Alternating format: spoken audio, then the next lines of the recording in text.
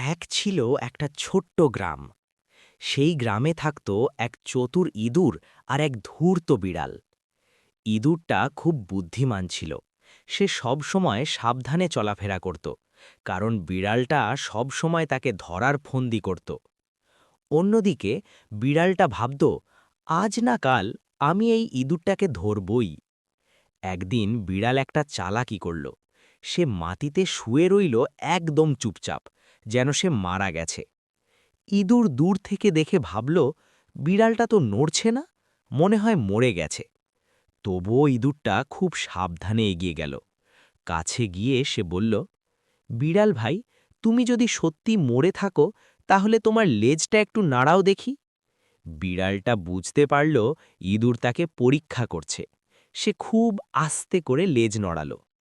ইঁদুর তক্ষুনি হেসে বলল, আহা, মরা বিড়াল আবার লেজ নাড়ায় নাকি? এই কথা বলে ইঁদুর দৌড়ে পালিয়ে গেল। বিড়ালটা লাফ দিয়ে উঠলেও তখন আর ইঁদুরকে ধরতে পারল না। নৈতিক শিক্ষা: বিপদের সময় বুদ্ধি আর সতর্কতা জীবন বাঁচায়।